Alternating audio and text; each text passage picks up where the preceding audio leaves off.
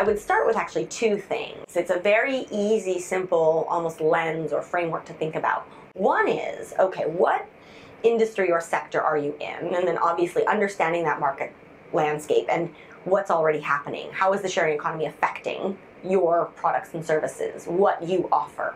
And then, it'll look different whether we're talking about transportation or tourism or healthcare or education. You sort of walk through what does this mean for your business model. But there's this other piece that is often forgotten, which is how do you look at what's happening in the sharing economy and apply it to your own operations? Apply it to your own organization. So you look at things like different ways we're sharing space, not just people's homes, but office space, green space, parking space, public space. I mean, all sorts of different, more collaborative uses of space.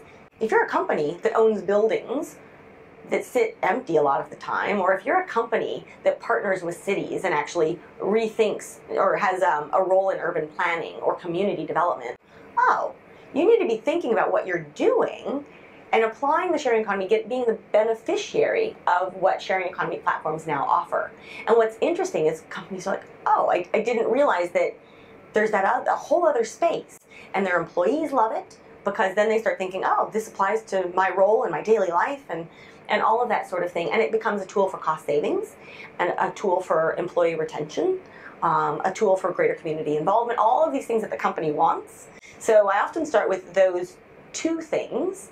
And then, I suppose the third is, because I look at this from a global landscape, helping share global examples that probably have just never crossed their mind before. I mean, there's such interesting stuff happening here that you get these insights from countries like South Korea. People are like, I never thought to look to South Korea for what we needed to know. But there's that moment in which you just see the eyes light up and think, wow, we had really sold ourselves short by thinking this was about a couple of companies.